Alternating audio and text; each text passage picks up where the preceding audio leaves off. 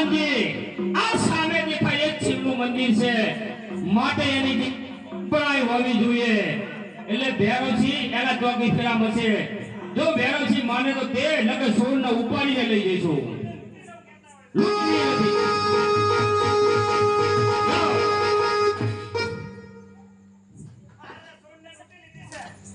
ક્યાં દાગીને હા હંતર રાજા નહીં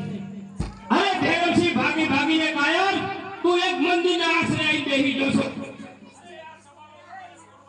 માઈકમ આપ હે યુવરાજ સવાલા મને ખબર હતી તું પાછળ આવે હું એક મારી સોનના હિસાબે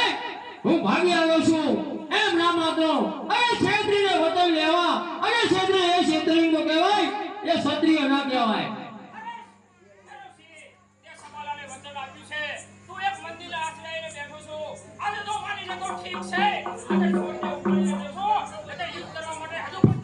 હરે યુવરાજ સવાલા આ ક્ષત્રિય ના કહેવાય એ ક્ષેત્રીને હા કરે એ ક્ષત્રિય ના કહેવાય અરે વીરા તે પણ વચન આપેલું તું એટલા માટે હું વચનને પાળવા માટે તારી પાસે તત્પર છું માટે હજુ કહું છું તું તૈયાર થઈ જા અરે તારા માટે તો મારી સોનલ એક બહુ છે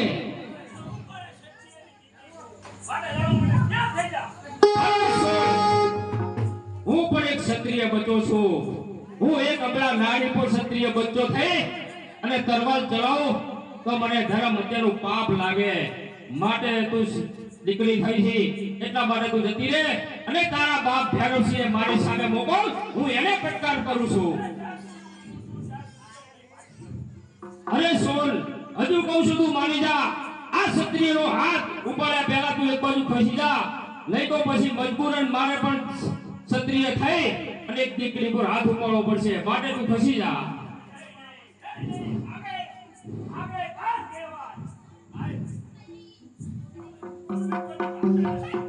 અરે સોલ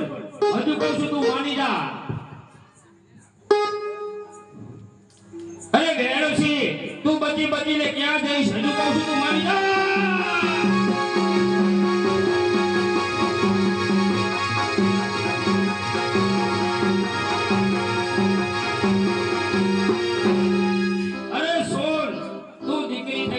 માટે તે આડો ઘા કર્યો નહીં તો ભૈરવસિંહ નું ધારથી મસ્ત જુદું કરી નાખત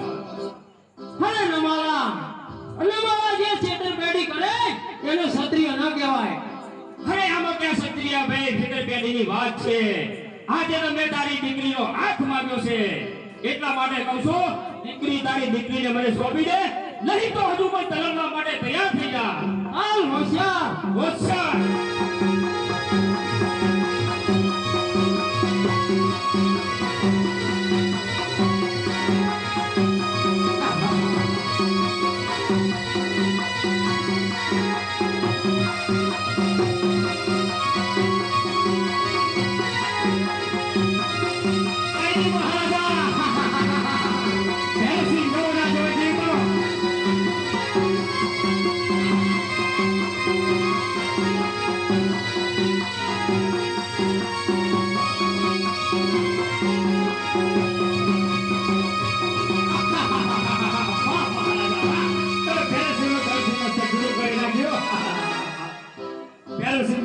અક્ષરે મોત નો ઘાટ પર ઉતારી દો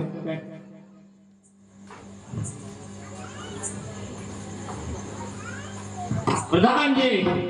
ભૈરવસિંહે મોતને ઘાટ ઉતાર્યું છે માટે આપણે ક્ષત્રિય થઈએ છીએ જો અત્યારે સોનનો ઉપાડી જશો એના બાપનું મૃત્યુ છે એના આઘાતમાં છે માટે અત્યારે આપણે ચાલો